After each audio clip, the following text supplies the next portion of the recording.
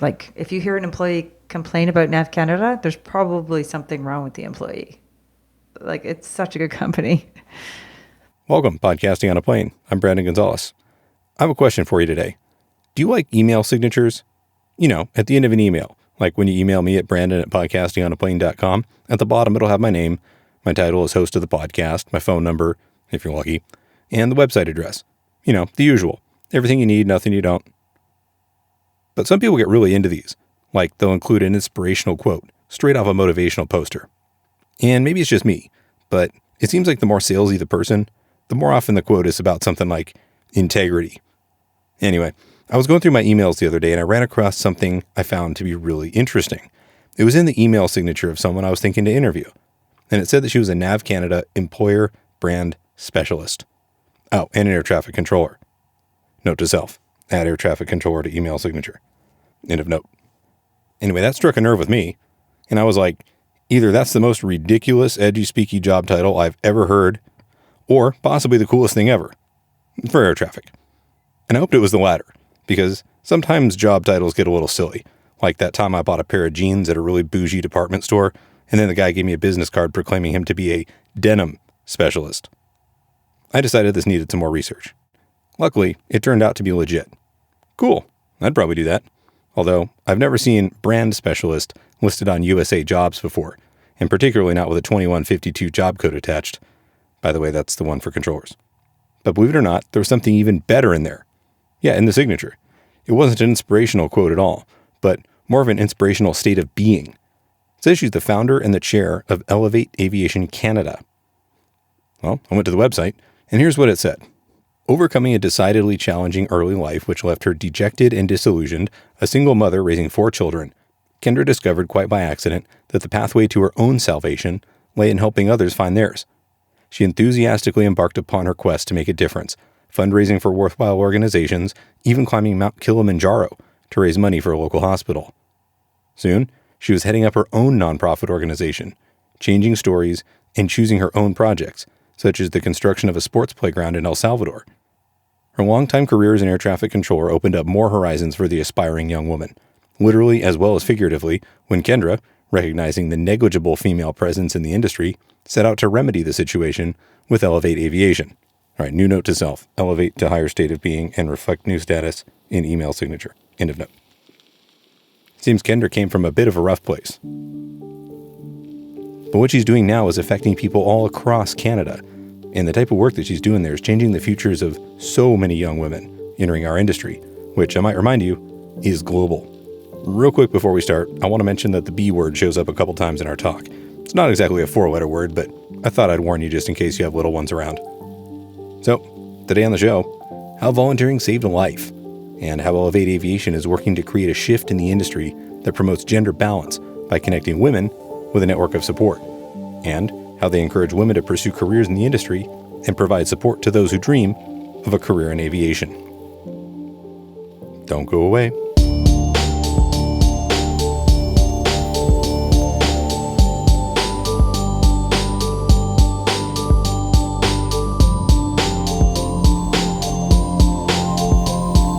All right, Kendra, well, the first question I really have for you is Tim Hortons coffee as bad as I hear it is? Oh my God. I don't know. I actually don't drink coffee, but I go to Tim Hortons a lot for their steep tea. Well, then it's probably better than the coffee, right? Well, and I'm from the East Coast, and Tim Hortons is just like the go-to of everybody. Actually, a lot of people in Canada. So I don't know. I think it's good. I've never heard of an air traffic controller that doesn't drink coffee. Well, there's me. There's a few of us, but not that many. So it's not a Nav Canada thing. It's just you. Yeah, I think so. All right. Okay. Well, when I was looking over your website before we did this, one of the things the word that caught my eye was before you decided to become a controller, I caught the word in your bio, disillusioned, and I just couldn't believe that. And then you decided to get into air traffic. Tell me about that. Well, I guess I can just kind of give you the short version of my story, which kind of leads to where I am today. And it started, well, who knows when it actually started, but when I was 13, I had ran away from home. And when I'm speaking about this, I always say to the audience, who ran away from home? And then, they snuck back in the next morning, whatever they were doing that night. But I didn't. I ran away from home at 13 and I never ever went back. And I lived out in the streets for a little while. And eventually I ended up in the foster care system. Grew up in the foster care system for a little bit. And for me anyway, I don't know about everyone who's grown up that way. There's not a lot of self-confidence, self-esteem, or self-love. And so you make a lot of bad decisions. And my life just kind of was full of some bad decisions. And eventually I found out about air traffic control and I started training to become an air traffic controller. And it was really one man that took me on and convinced me to believe in myself. And that's why I became an air traffic controller. When I was training, the success rate was 7%. And they wanted to let me go towards the end of my training. And this one man, Mr. John Bright, he came in and he knew I could do the job, but he knew I didn't believe in myself. And he helped me become an air traffic controller by believing in myself. And all that's kind of a very quick version of it. You can ask questions if you like, but that's kind of always stuck with me that someone did that for me. And so years later, I started a nonprofit to help mentor other people. So you feel that feeling of somebody else believing in you was really the magic ingredient? Yeah, I don't think it's even that he believed in me so much as he convinced me to believe in myself. That was the real thing. Wow. What is training like at Nav Canada in a terminal environment? Probably the same as everywhere. It's the training, we always say once you get your license, it's not that stressful, but the journey to getting your license is very stressful. So it's definitely stressful. It's always that push to keep going, keep learning, don't do anything wrong. And it's just a stressful journey, but as you know, so worth it when you get your license at the end. Nav Canada has actually started a Thrive program. So with Elevate, we have a mentorship program, but on top of that, inside Nav Canada, when you start on your first day at Nav Canada, you're assigned a Thrive peer. So it's a mentorship program inside Nav Canada as well. They're really working on trying to change what training looks like. Back in the day, it used to be, no one would talk to you if you were a trainee and you were not really a person if you were a trainee. And now they've worked really, really hard to change that. And they're giving training to their instructors and really making it about helping people succeed more than just throwing them in the hot seat and see if they succeeded. Are there specific people who do the training there that that's their only job, or controllers that have to volunteer for that? Or is everybody sort of certified to do on-the-job training? It's controllers that volunteer to go up and train, and you get a course to become an OJI. It's called on-the-job instructor. And so you take your course, you become an OJI, and then you can go upstairs and teach and be an OJI. But it's on a volunteer basis. What percentage of controllers would you say actually do volunteer to do that? That is a question I've never been asked. Does it seem like a high percentage, or does it seem kind of low, or somewhere around the middle? Boy, unofficially, that's a good question. I would say, if I had to just take a stab at it, I'd say someplace around 50%.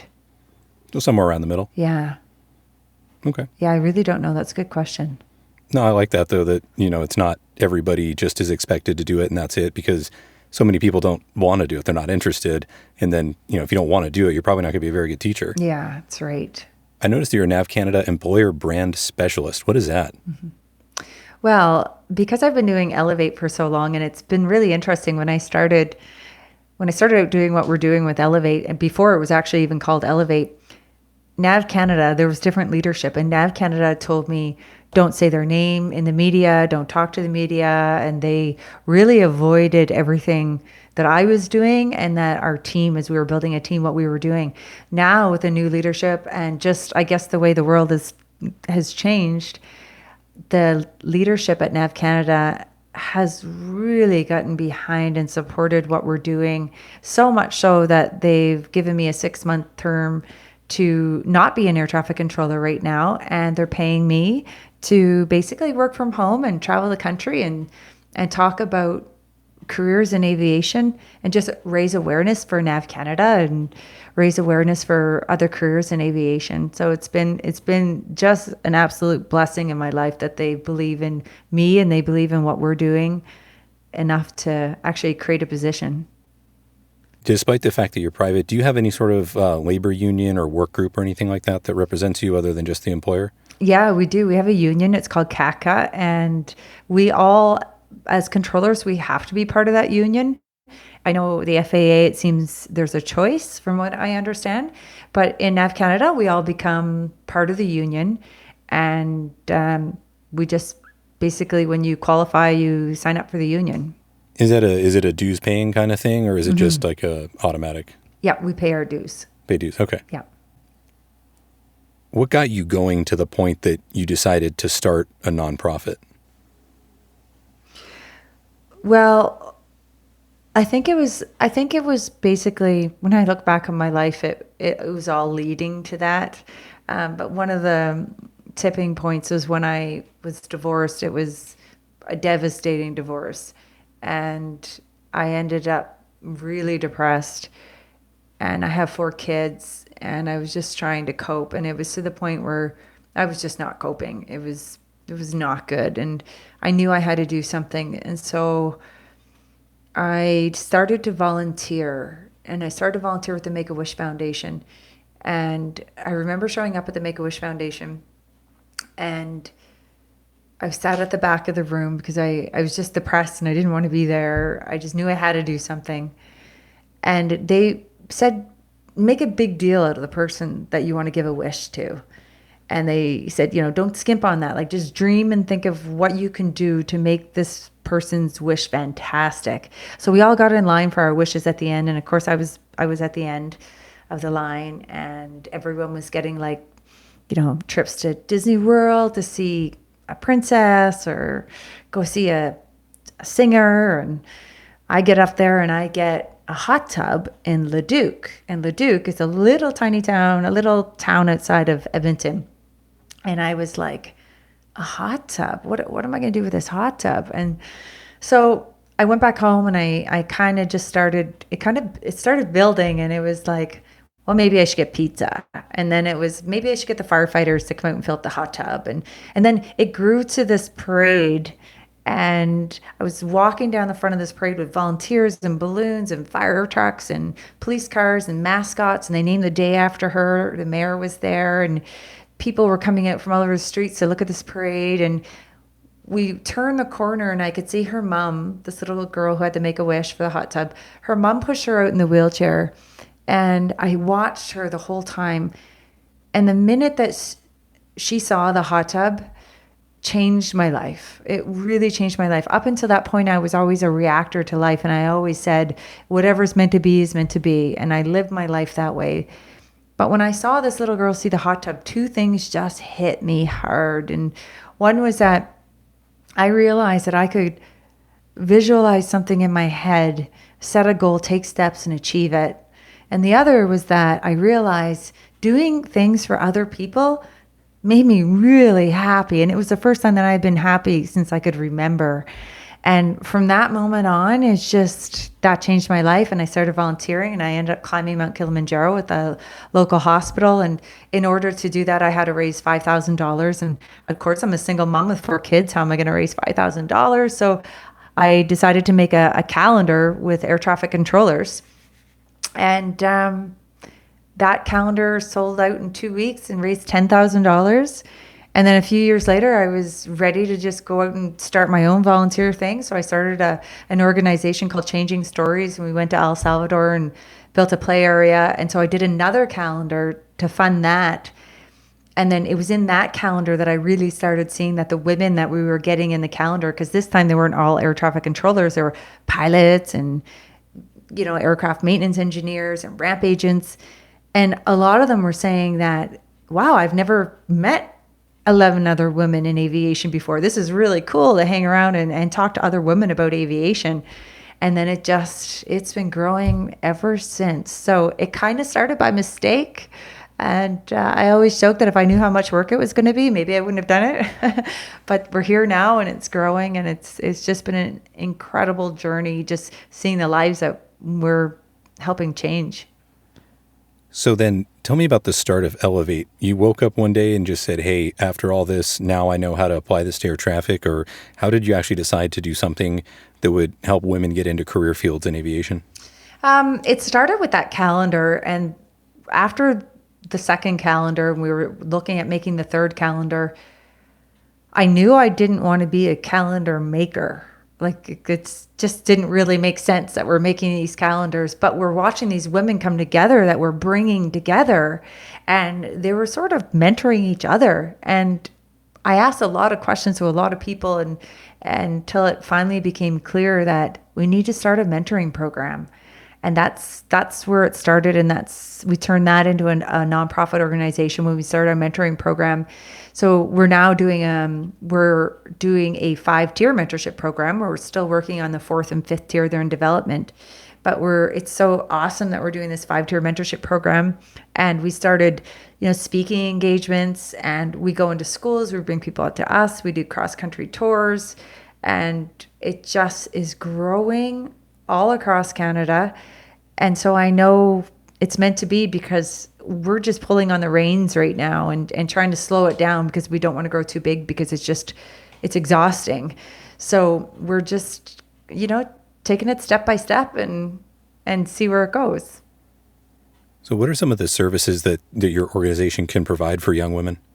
Well, the first thing we do is we go out and try to raise awareness for aviation, or they come to us. We have a lot of people calling us. But either way, once the person is in contact with us, whatever they want to do in aviation, if they want to be an air traffic controller, a pilot, a flight attendant, customer service, aerospace engineer, a helicopter pilot, F-18 pilot in the military, whatever it is, we can hook them up with a mentor who can take them in for a tour. Our step 2 is after they have their tour, for instance, with air traffic control, we bring them in for 2 hours. We let them sit in and plug in with an air traffic controller for an hour. They get help on how the whole application process works. If they want to continue after that, we hook them up with an actual mentor that is assigned to them. So if they want to be an air traffic controller, we hook them up with someone who is already an air traffic controller, and they help them through the next steps of getting through the system and hopefully getting on a course. And that mentor will stay with them until they qualify. And then hopefully they become friends after that. Sure. Now, so you have just a group then of people in each sort of discipline that somebody could be set up with, like whether it's a pilot or a controller. How many total do you have?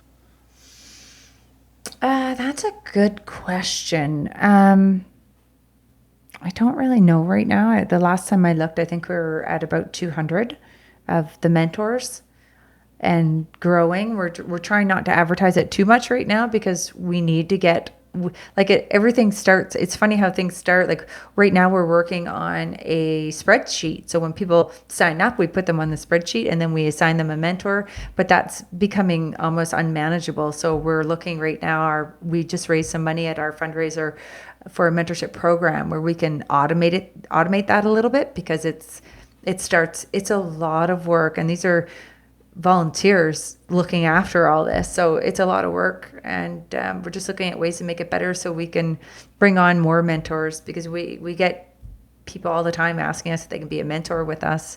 And it's awesome to be a mentor and to be able to help other people. So we want to give everyone that opportunity to be able to do that. Sure. Now, how do you vet out who gets to be a volunteer and who doesn't? It depends. It depends on what kind of volunteer. Like we have a 9-person board of directors, and we have 10 people on, I have to check that number. We just added a couple more. I think we're at 10 people on our executive team. And then we have other volunteers that are all across the country.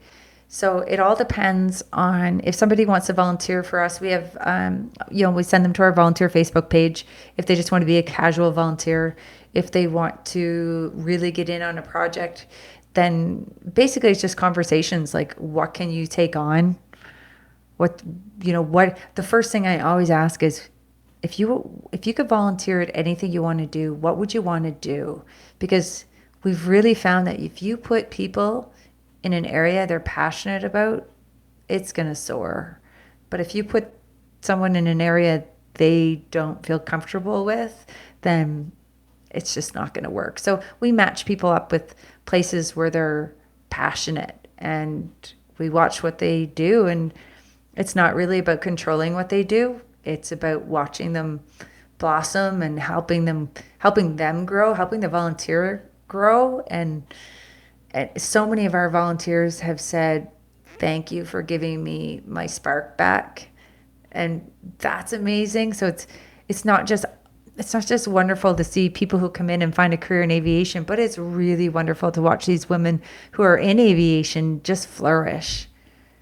Wow. So that's incredible to see that the volunteers are just, it's reigniting them and sort of giving them their thing back too, as they give it to somebody else. It's almost like it turns them on in a new way and gives their career a new life, huh? It really does. Like almost every volunteer who has really taken on a project has come to me and thanked me, even if it's not me that they need to thank, but they'll be like, thank you for giving me that spark and that passion back. And part of our role, I really think that part of our role is giving women their power, letting them see what amazing things they can do. I came from a place where I was in a very bad relationship, well, a couple, and my life was in my husband. My self-worth was in my husband. And when that was just horribly wrong, my life ended pretty much. And so we really encourage people to find the life that they want to live and do what you want to do, and just, have the confidence to know that you can make a difference in someone else's life. And I really think when you make a difference in someone else's life, it changes yours. And I see it over and over and over again. And that's every time I see it, I get more energy to keep going. And it's so amazing for me to be part of this. What are the most popular career fields that your group mentors in? I would say air traffic control and pilots are the most. There's more. There's flight attendants. And some people ask us, why do we mentor flight attendants? And I always respond that that's aviation too. And it's a great introduction to get people to stay in aviation, especially if we're mentoring them into flight attendants. They know we're here and they know that there's other possibilities if they want to continue and do something else. But we have a ton of air traffic controllers, but I think that's also because we're very heavy on the air traffic control volunteer side. Sure. Now, how do airlines, or I guess just other aviation companies, feel about, for instance, say a pilot would like to be a mentor, and some young woman would like to become a pilot, and you say, "Great, we'll match you guys up." Now, how is that going to work? Are the airlines pretty good about allowing them to go visit the operation? Do they get to ride along or fly or visit the simulators, or how does that go? Well, the airlines are becoming more and more supportive. As far as our mentorship program goes, though, we send them to flying schools. So in Edmonton, we send them to the Edmonton Flying Club, and they can go for a discovery flight and talk to the chief flight instructor who tells them all about how to become a pilot. We'll hook them up with a Air Canada or WestJet or Air Inuit or North Caribou, Canadian North pilot, but they don't necessarily go for a flight with Air Canada. They will talk to those pilots about their journey and how they became an Air Canada pilot, and they'll go for coffee or go for dinner. But the actual flying will happen at a flying school. Yeah, in the United States, it's so difficult. If as controllers we get a couple ride-alongs per year, I mean 2 to be exact, and it's great, but it is so difficult to really have airlines open up to help. And I realize it's a post 9/11 world, and Yeah. and that's unfortunate. But to try to mentor somebody who wants to become a pilot, yeah, I think the flight schools they're still very open to it. But airlines, I don't know if they want to or not. But it's just so difficult to make stuff like that happen. Well, the amount of support we're getting, we've gotten a couple government grants now, And I think that's really helped establish us as here to stay. And the airline companies are really coming on board. They're sponsoring our events that we have, like our cross country tour. The way we run our cross country tour, we have 4 women in the morning, all from different careers, who talk about their careers. And I always coach them to share their personal story a little bit first and then go into your career, so that there's a bond that happens with the young ladies who come to our tours. And then in the afternoon, we actually take them into the control centers, the towers. We go see an airplane. Depending on the city, we do different things. And we're going to 20 stops this year across Canada. And the airlines all send their own employees on that. So that's how we make that work. So if there's WestJet pilots or WestJet flight attendants or Air Canada, they'll support their employees. So Nav Canada hosts a lot of these across Canada, and Nav Canada actually pays for their employees to go out on these cross-country tours. So that's one of the ways that they're on board with sponsoring us. There's a few different things we're doing, but that's one of them. And it's wonderful to see all these companies come on board and be willing to host and be willing to open their doors for us to go in and visit simulators and aircraft mechanic and areas. And it's been really nice to see them kind of embrace Elevate now. Sure. Now, since you mentioned sponsorship, I noticed that you guys received a not insubstantial grant from the was it the funding from Federal Status of Women? Tell me about them. Well, we received $426,410 from the Federal Status of Women to do a 3-year project to determine why women aren't looking at aviation as a career for economic security. We're really, really excited about this. We're in the first stage right now, which is the data collection. So we're going all across Canada and going into all kinds of different areas, from schools to air cadets and general public and all kinds of different areas. And we're going to collect a bunch of different data. From that, we're going to start interviews and focus groups with people who are already in aviation. And then from all of that, we're going to come up with recommendations for the industry to get out there and find better ways to attract women into aviation. We are so honored to get this grant and to be trusted with this project. And we're just excited. We already have a little pre-data that came in, and I didn't know I'd be so excited about data collection. But it's pretty amazing to see and to just, I don't know. Well, this project will end in, we're half a year into it, into the 3 years. And we have partners on that. We have like Nav Canada, North Caribou, COPA, Carleton University, Porter Airlines, Air Canada, Jazz, WestJet. I don't have them all in front of me right now, but we have a lot of the industry partners, or a lot of the industry is partners on that project. And so I think with all those people on board, we're going to make sure we try to do our best to really make that project have impact.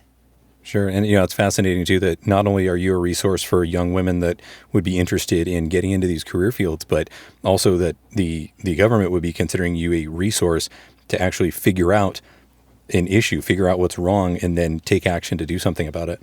Yeah, we're so excited about this project. I just can't wait to see what comes in with these results and just to see if we can confirm what we believe to be true, and to see maybe some things that we didn't suspect. We all think that people aren't coming into aviation mainly because of lack of awareness. So we're going to dig into that and find out, is that the only reason why, or are there other reasons why girls aren't looking at aviation as a career? Because when we do our cross-country tours in the morning, I always ask people, or we all ask people, who's here because they love aviation? And no one really raises their hand. And then we say, who's here because they get a free day off school? And they all raise their hand and they giggle. But at the end of the day, they're all walking around going, wow, this is awesome. I don't want this day to end. Why didn't I know about this? This is incredible. So we know that young women and women love aviation, but why is it taking so long for them to discover it? And so I think that this project's going to really help us answer some of these questions. Wow. So besides just simple lack of awareness, what else do you believe is there more to it? Well, I definitely think because it's male dominated, it's, you know, it looks like a lot of women I'll hear they just don't think it's really an attractive job that they would want to go into because it's male dominated. And I've talked to a lot of women who are in the industry that, I mean, some people get into this industry and it's wonderful and they're surrounded by amazing people. But there's still women who come into this industry that deal with a lot of stuff that they shouldn't have to deal with. And, I know that the men don't want to hear that. There's amazing men out there who don't want to hear that as much as the women don't want to hear that. So is that part of it too? I don't know. I think we'll find out, but On one side, you have a federal grant and all that comes with that. But on the other side, what I thought was so fascinating was I think you have fans in a lot of other parts of business too. And what was it, a local car dealership that helped you guys out with a big fundraising night you had? yeah, Volvo of Edmonton they were really our first major sponsor. They believed in us from the beginning and they've been our sponsor every year. And they believe in what we're doing.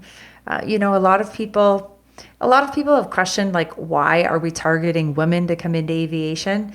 And then there's other people who believe we should be targeting women to come into aviation because they have daughters and they want all options open to their daughters and their wives and their girlfriends, and they believe in what we're doing. So they're one of those people that just believe in what we're doing and believe that just showing opportunities inside an industry that is still male dominated is a good thing to do. So they're great supporters of ours.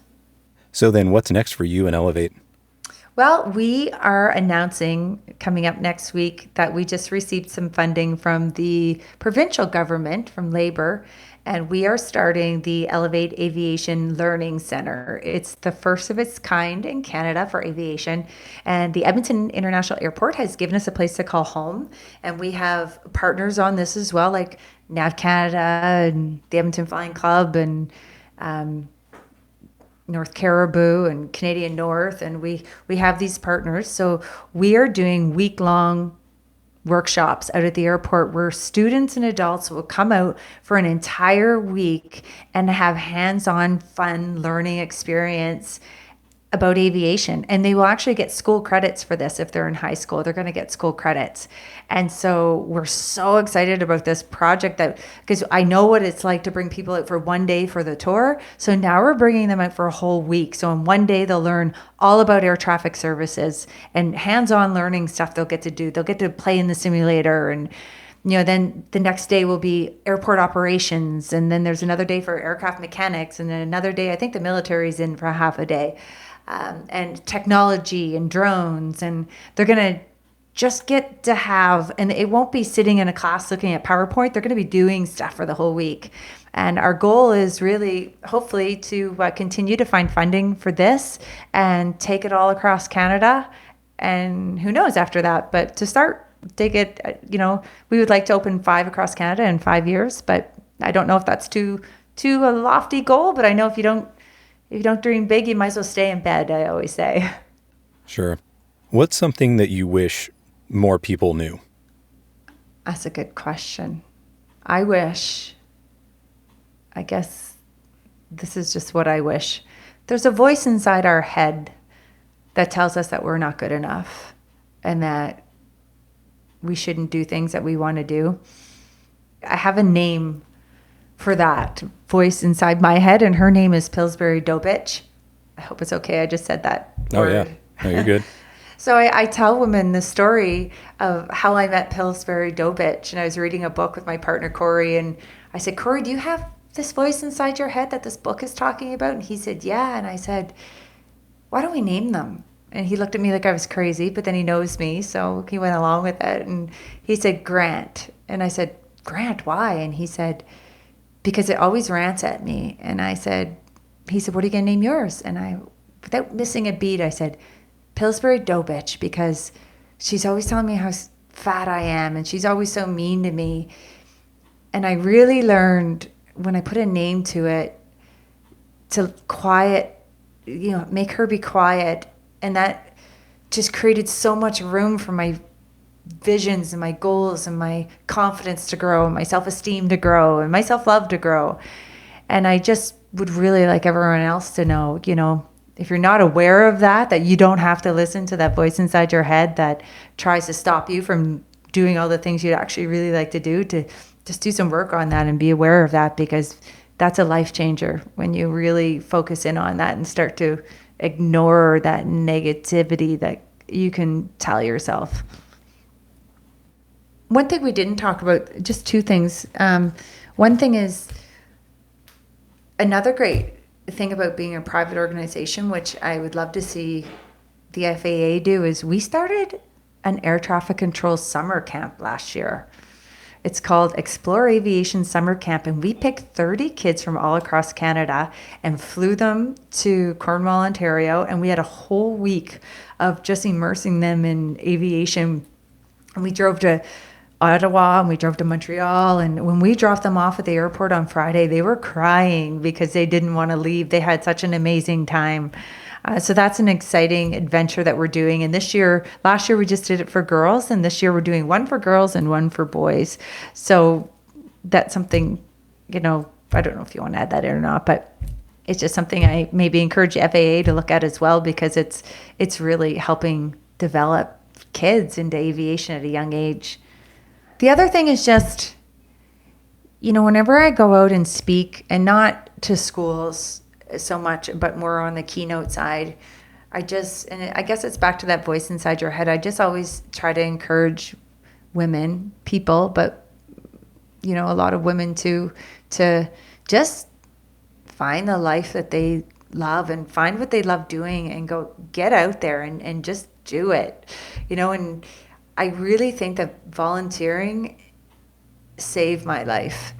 And I always just want to encourage other people that, if they're depressed, if they don't know what they're doing, if they're bored, if they're just trying to figure things out, just get out and help other people.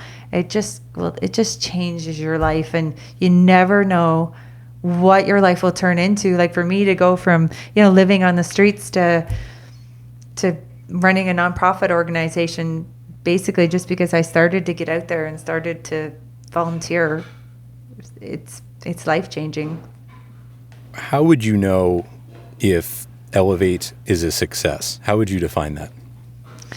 Well, I guess to answer that right now, I would say that I think it's a success.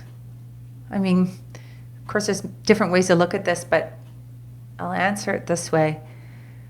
Every time I get an email that says, "Thank you, you've changed my life," when I get quotes that say, "Elevate Aviation was the light at a very dark tunnel for me," or "I didn't know what I wanted to do in my life, and then you came into my life and now I know, thank you." We get so many people who say these things, and so I guess no matter what else happens, when I read those, I think it's a success, and it's worth all the time and hours that we put in. It's really worth it when we hear other people, we've done something to help change their life or get them on the right path.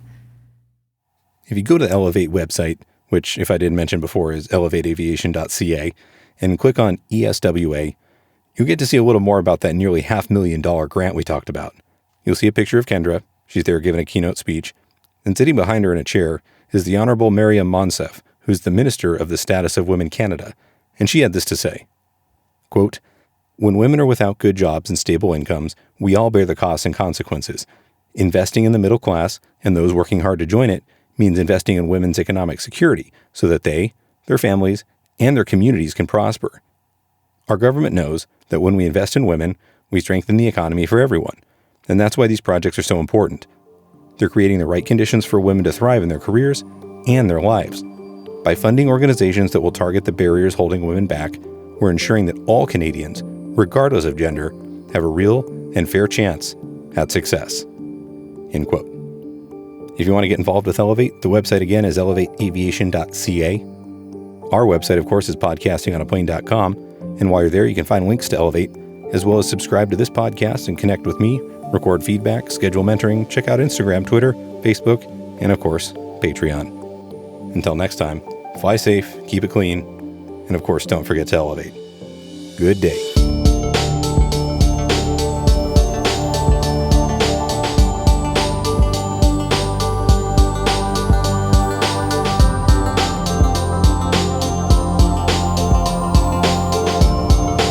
Podcasting on a Plane podcast is presented for entertainment purposes only. My comments and those of my guests, the website's content, and any of the social media, etc., are not part of my official responsibility as a controller or an FAA employee. The views and opinions you hear on the podcast are mine and those of my guests, and not necessarily that of the FAA. There is no nexus between podcasting on a plane and the FAA. Also, while I am a CFI, I'm not your CFI. Nor am I your mechanic, your doctor, your shrink, or your spouse. This podcast is presented for entertainment, camaraderie, and fun, but is in no way, shape, or form professional advice. It's not legal counsel, and it's definitely not flight instruction.